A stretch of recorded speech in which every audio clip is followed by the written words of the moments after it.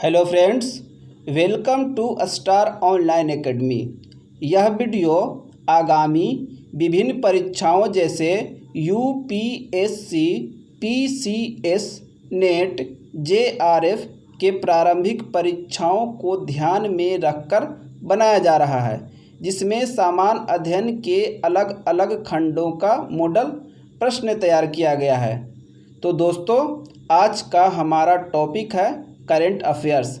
इससे संबंधित कुछ मॉडल क्वेश्चंस मैं आप लोगों के सामने रख रहा हूं। आज का पहला क्वेश्चन है, निम्नलिखित कथनों पर विचार कीजिए।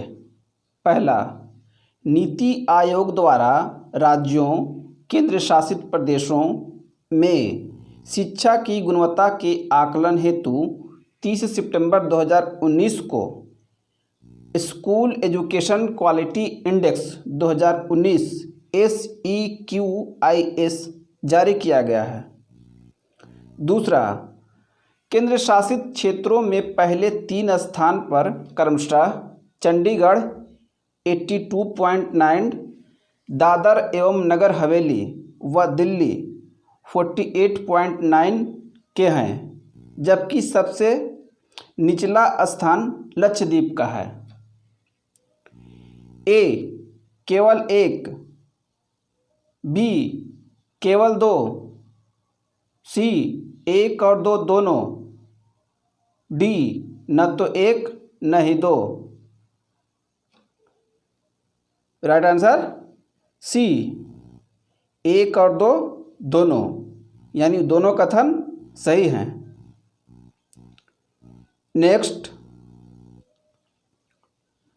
सतत विकास लक्ष्य सूचकांक 2019 के संदर्भ में निम्नलिखित कथनों पर विचार कीजिए।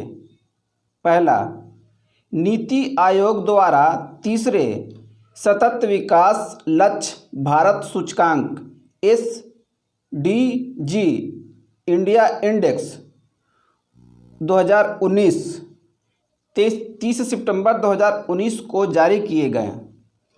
ऐसा पहला सूचकांक वर्ष 2017 में जारी किया गया था। दूसरा, इस सूचकांक में 70 अंकों के साथ केरल शीर्ष पर है, जबकि सर्वाधिक खराब निष्पादन वाले राज्यों में बिहार, झारखंड व अरुणाचल प्रदेश शामिल है। ए केवल 1, बी केवल 2, सी 1 और 2 दोनों, डी न तो 1 न ही 2। राइट आंसर बी केवल 2। आइए इसकी व्याख्या।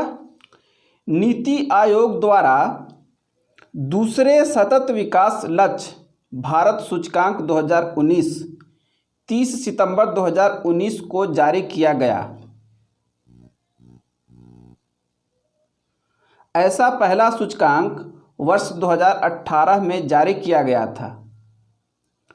इस सूचकांक में 70 अंक के साथ केरल शीर्ष पर है, जबकि 69 अंक के साथ हिमाचल प्रदेश दूसरे स्थान पर। नेक्स्ट, भारत के शिक्षण संस्थानों में अंतर्राष्ट्रीय छात्रों की संख्या बढ़ाने एवं वैश्विक रैंकिंग की प्रतिष्ठा को सुधारने हेतु लक्षित मानव संसाधन विकास मंत्रालय द्वारा किस अभियान का शुभारंभ अप्रैल 2018 में किया गया? A Samagra Shiksha, B study in India, C Sankalp, D aspire योजना। Right answer B study in India. आइए इसकी व्याख्या देखते हैं। सरकार ने स्टडी इन इंडिया योजना शुरू करने का फैसला लिया है, जिसका मकसद विदेशी छात्रों को भारत में पढ़ने के लिए आकर्षित करना है। इसके लिए बजट में 400 करोड़ रुपए का प्रावधान किया गया है। योजना के तहत देश के उच्च शिक्षा संस्थानों को विश्व स्तरीय बनाया जाएगा। नेक्स्ट, सामान्यीकृत वरीयता प्रणाली GSP यानी जनरलाइज्ड सिस्टम ऑफ प्रेफरेंस के संदर्भ में निम्नलिखित कथनों पर विचार कीजिए। पहला, जून 2019 से GSP के तहत भारतीय उत्पादों को शुल्क में मिलने वाली छूट समाप्त कर दी गई। दूसरा, GSP का उद्देश्य सभी विकासशील देशों के बाजारों को सहायता देना है। तीसरा, GSP को अमेरिका के ट्रेड एक्ट 1974 के तहत प्रारंभ किया गया है। उपरोक्त कथनों में से कौन सा सही है? A, केवल 1 और 2, B, केवल 2 और 3, C, केवल 3, D, उपर्युक्त सभी। राइट आंसर D, उपर्युक्त सभी। आइए इसकी व्याख्या। USA ने सामान्यीकृत वरीयता प्रणाली के तहत भारतीय उत्पादों को शुल्क में मिलने वाली छूट को जून में समाप्त कर दिया। GSP विकसित देशों द्वारा विकासशील देशों के लिए विस्तारित एक अधिमान्य प्रणाली है। USA के ट्रेड एक्ट 1974 के तहत शुरू की गई GSP व्यवस्था के अंतर्गत अमेरिका को निर्यात की जाने वाली कुछ सूचीबद्ध वस्तुओं पर विकासशील देशों को करों से छूट मिलती है। नेक्स्ट, केंद्रीय मंत्रिमंडल ने भूविज्ञान और खनिज संसाधनों के क्षेत्र में भारत और किस देश के साथ सहयोग को मंजूरी दी है? A, अमेरिका, B, रूस, C, Canada, D, Finland. Right answer D, Finland. आइए इसकी व्याख्या। भारत सरकार के खनन मंत्रालय के भूवैज्ञानिक सर्वेक्षण विभाग और फिनलैंड के रोजगार एवं आर्थिक मंत्रालय के भूवैज्ञानिक सर्वेक्षण विभाग के बीच अहम समझौता हुआ है। यह MOU भूविज्ञान प्रशिक्षण, उपयुक्त विश्लेषण और खनिज पूर्वानुमान के क्षेत्र में सहयोग की सुविधा प्रदान करेगा। दोनों देशों के बीच वैज्ञानिक संबंधों को मजबूत करने के लिए भूवैज्ञानिकीय और भूकंपीय सर्वेक्षणों को अंतिम रूप दिया गया। नेक्स्ट, फेम इंडिया योजना के संदर्भ में निम्नलिखित कथनों पर विचार कीजिए। पहला, इस योजना का फेज 1 अप्रैल 2015 से 31 मार्च 2019 तक 5 मिशन क्षेत्रों पर फोकस करता है। दूसरा, इस योजना का उद्देश्य इलेक्ट्रिक और हाइब्रिड वाहनों के निर्माण की तकनीकी को बढ़ावा देना है। उपरोक्त कथनों में से कौन सा सही नहीं है? A, केवल 1, B, केवल 2, C, 1 और 2 दोनों, D, न तो 1 न ही 2। राइट आंसर A, केवल 1 यानी पहला कथन गलत है। आइए इसकी व्याख्या देखते हैं। फेम इंडिया फेज 1 का समय 1 अप्रैल 2015 से 31 मार्च 2019 तक है। मिशन के 4 क्षेत्रों कौन कौन है? तकनीकी विकास, मांग सृजन, पायलट परियोजना और चार्जिंग अवसंरचना के विकास पर बल देना है। Next, global innovation index GII में भारत 4 पायदान की छलांग लगाकर कितने स्थान पर पहुंच गया है? A 28वें, B 38वें, C 48वें, D 58वें। राइट आंसर C 48वें यानी 48। आइए इसकी व्याख्या। ग्लोबल इनोवेशन इंडेक्स यानी GII में भारत पहली बार 50 देशों में शामिल हुआ है। भारत ने 4 पायदान की छलांग लगाई है और 48वें स्थान पर पहुंच गया है। भारत साल 2015 में 81वें स्थान, 2016 में 66वें, 2017 में 60वें, 2018 में 57वें, 2019 में 52वें स्थान पर था। संयुक्त राष्ट्र की एजेंसी वैश्विक बौद्धिक संपदा संगठन यानी वाइपो में यह सूची 131 देशों और अर्थव्यवस्थाओं के नवोन्मेष प्रदर्शन पर आधारित है। इस सूची में स्विट्जरलैंड का स्थान प्रथम है। नेक्स्ट, निम्नलिखित युग्मों में से कौन सा एक युग्म सुमेलित नहीं है? A pretomanid anti tuberculosis drug, B erythropoietin hormone, C anthrax bacillus protein, D schizophrenia संक्रामक रोग। राइट आंसर D सिजोफ्रेनिया संक्रामक रोग, ये गलत है। आइए इसकी व्याख्या देखते हैं।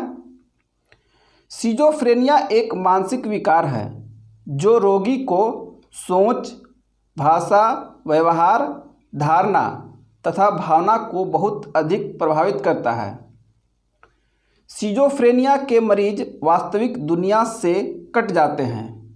इस बीमारी से ग्रस्त मरीजों के लक्षण हर बार एक जैसे नहीं होते हैं। नेक्स्ट,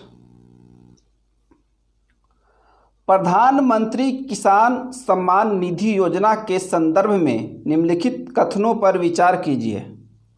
पहला, इसके अंतर्गत 2 हेक्टेयर तक की भूमि जोत वाले सीमांत किसान परिवारों को 6,000 प्रति वर्ष की दर से प्रत्यक्ष आय सहायता दी जाएगी। दूसरा, इसके अंतर्गत प्रत्यक्ष आय सहायता 3,000 रुपये की समान किस्तों में 6 महीनों के अंतराल पर लाभार्थी को दी जाएगी। उपरोक्त में से कौन सा कथन सही नहीं है? A केवल 1, B केवल 2, C 1 और 2 दोनों, D न तो 1 न ही 2। राइट आंसर B केवल 2 यानी दूसरा कथन गलत है। इसमें 2-2 हज़ार रुपये का 3 किस्त में पैसा आता है। नेक्स्ट, निम्न में से किस देश ने विश्व का सबसे बड़ा सोलर ट्री विकसित किया है? A Finland, B Norway, C Germany, D Bharat. Right answer D Bharat. आइए इसकी व्याख्या। भारत ने विश्व का सबसे बड़ा सोलर ट्री विकसित किया है। इसे central mechanical engineering research institute CMERI के आवासीय कॉलोनी दुर्गापुर में स्थापित किया गया है। इसकी क्षमता 11.5 किलोवाट पावर की होगी। इस सोलर ट्री से किसानों को पंप, ई ट्रैक्टर आदि को चलाने की सुविधा होगी। साथ ही बचा हुआ बिजली पावर ग्रिड को भी दिया जा सकेगा। नेक्स्ट, हाल ही में किस देश ने घोषणा की कि भारत को कोविड-19 संकट की प्रतिक्रिया के रूप में 35,000 करोड़ रुपए की ऋण सहायता प्रदान करेगी? A. Australia, B. Japan, C. Sweden, D. Belgium. Right answer B, Japan. आइए इसकी व्याख्या देखते हैं। जापान सरकार ने घोषणा की कि वह भारत को कोविड-19 संकट की प्रतिक्रिया के रूप में 3500 करोड़ रुपए की ऋण सहायता प्रदान करेगी। इसमें स्वास्थ्य और चिकित्सा नीति का क्रियान्वयन भी शामिल होगा। यह ऋण भारत द्वारा आपातकालीन निधि के रूप में प्राप्त किया जा रहा है। नई दिल्ली में जापान अंतर्राष्ट्रीय सहयोग एजेंसी द्वारा ऋण समझौता पर हस्ताक्षर किए गए हैं। इसमें 15 साल के रिडेम्पशन पीरियड के साथ 0.01% प्रति वर्ष का ब्याज है। नेक्स्ट, निम्नलिखित कथनों पर विचार कीजिए।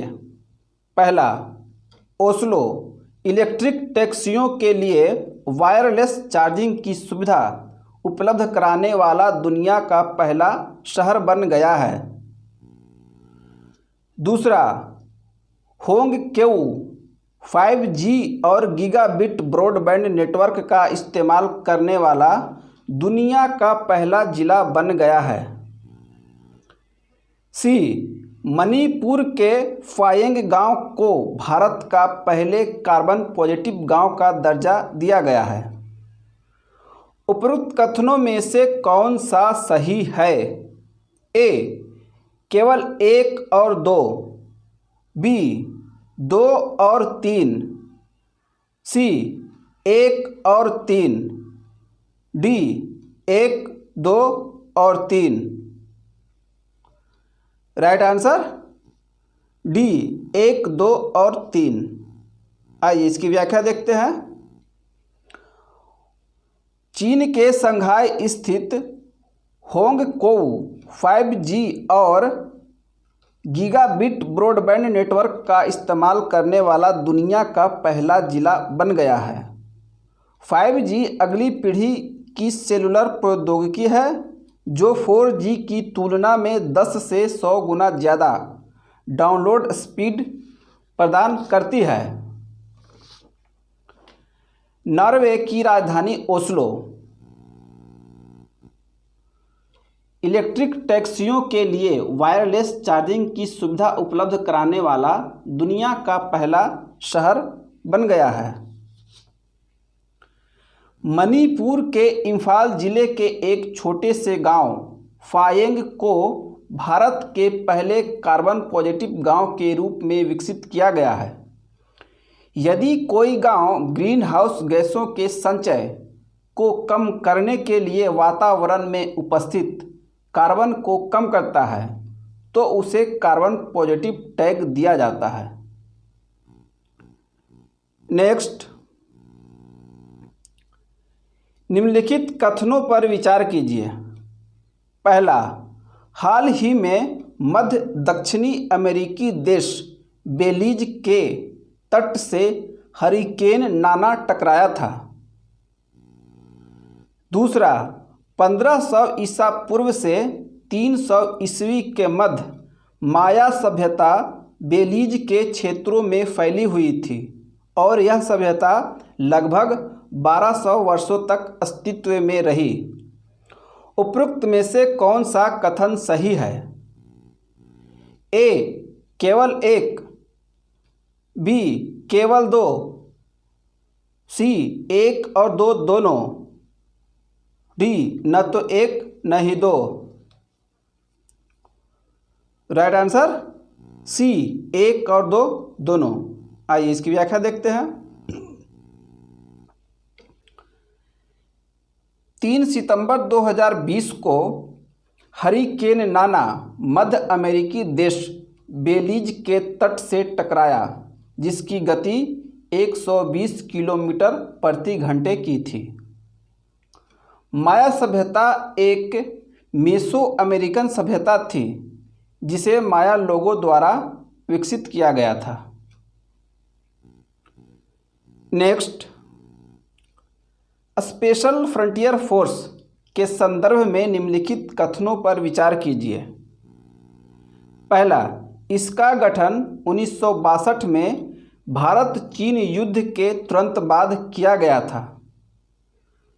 दूसरा, यह एक कोवर्ट आउटफिट थी जिसमें तिब्बतियों को भर्ती किया जाता था, किंतु अब इसमें तिब्बतियों एवं गोरखाओं दोनों को भर्ती किया जाता है। उपरोक्त कथनों में से कौन सा सही है? ए, केवल 1, बी, केवल 2, सी, 1 और 2 दोनों, डी, न तो 1 न ही 2। राइट आंसर सी, 1 और 2 दोनों। आइए इसकी व्याख्या देखते हैं। स्पेशल फ्रंटियर फोर्स का गठन वर्ष 1962 में भारत चीन युद्ध के तुरंत बाद किया गया था। यह एक कोवर्ट आउटफिट थी जिसमें तिब्बतियों को भर्ती किया जाता था।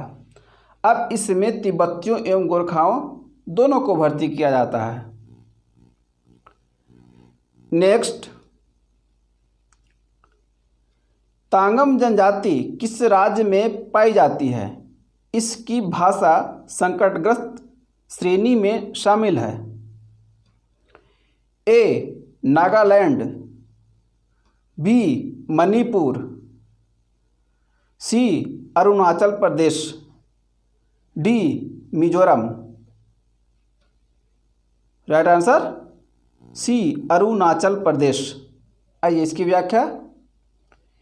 इस समुदाय की भाषा बोलने वाले लोगों की संख्या लगभग 250 है, जो आंध्र प्रदेश के एक छोटे से कस्बे में केंद्रित है। भाषाई रूप से अत्यधिक विविधतापूर्ण अरुणाचल प्रदेश का यह मामला बड़े मुद्दों के साथ साथ व्यापक समस्या को परिभाषित करती है। भाषाओं का संकटग्रस्त होना सांस्कृतिक क्षरण का एक कारण है। अरुणाचल प्रदेश के आदि जनजाति के अंतर्गत तांगम एक छोटा सा समुदाय है जो ऊपरी सियांग जिले के पेनडेम सर्कल में कांगिंग कुंगिंग क्षेत्र में निवास करती है। नेक्स्ट, अप्रैल 2020 में स्वयंसेवी संस्था रिपोर्टर्स विदाउट बॉर्डर्स द्वारा जारी वार्षिक विश्व प्रेस स्वतंत्रता सूचकांक 2020 में भारत को कौन सा स्थान प्राप्त हुआ है? ए, 140वां, बी, 142वां, सी, 138वां, डी, 136वां। राइट आंसर बी, 142वां। नेक्स्ट, मई 2020 में IIT Madras, Sundaram medical foundation और TVS समूह ने संयुक्त रूप से किस नाम से कम लागत का स्वचालित श्वसन सहायता उपकरण विकसित किया है? ए, कैम्पार्डो, बी, वारियम गलानो, सी, सुंदरम वेटागो, D, Venkataramaiah. Right answer C, Sundaram वेंटागो। नेक्स्ट, निम्नलिखित कथनों पर विचार कीजिए। मार्था फैरेल पुरस्कार लैंगिक समानता, महिला शक्तिकरण को बढ़ावा देने आदि श्रेणी में उत्कृष्ट कार्य करने वालों को दिया जाता है। दूसरा, महर्षि बादरायण व्यास सम्मान संस्कृत, फारसी, अरबी, शास्त्रीय, उड़िया, कन्नड़, तेलुगु आदि भाषा के विद्वानों को दिया जाता है। उपरोक्त में से कौन सा कथन सही है? ए केवल एक, बी केवल दो, सी एक और दो दोनों, डी न तो एक न ही दो। राइट आंसर सी, एक और दो दोनों। आइए इसकी व्याख्या देखते हैं।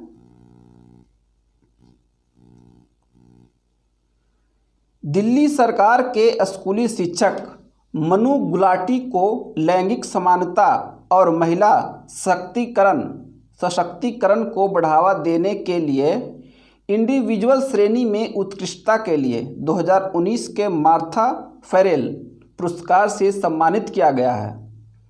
गौरतलब है कि ये सम्मान डॉक्टर मार्था ने लैंगिक समानता, महिला सशक्तिकरण और कार्यस्थल पर यौन उत्पीड़न की रोकथाम की दिशा में उल्लेखनीय कार्य किया था। नेक्स्ट, राष्ट्रीय जैविक फूड फेस्टिवल का आयोजन कहाँ किया गया? A Nai Delhi, B Mumbai, C Kolkata, D Chennai. Right answer A Nai Delhi. आइए इसकी व्याख्या। नई दिल्ली में महिला उद्यमियों को प्रोत्साहित करने के लिए राष्ट्रीय जैविक फूड फेस्टिवल का आयोजन किया गया। थीम है भारत की जैविक बाजार क्षमता को विकसित करना। नेक्स्ट, हाल ही में किस राज्य सरकार ने ज़रूरतमंदों की मदद के लिए फूड बैंक पहल की शुरुआत की है? A Orissa, B Manipur, C Tamil Nadu, D Punjab. Right answer B Manipur. आइए इसकी व्याख्या। मणिपुर यह पहल गरीब और ज़रूरतमंदों को मुफ्त योजना जैसी तत्काल सहायता प्रदान करने के लिए शुरू की गई है, जिन्हें लंबे समय तक राज्य में लॉकडाउन के कारण जरूरी वस्तुओं की कमी का सामना करना पड़ रहा है। तो दोस्तों, आज का ये वीडियो आप लोगों को कैसा लगा कमेंट बॉक्स में जाकर हमें बताएं और अपने दोस्तों के बीच भी अधिक से अधिक शेयर करें। आगामी आने वाले वीडियो के लिए लाइक, सब्सक्राइब और बेल आइकन को प्रेस करना ना भूलें। अन्य किसी तरह की सहायता के लिए आप हमें व्हाट्सएप कर सकते हैं। नंबर है 9873727085। Thank you.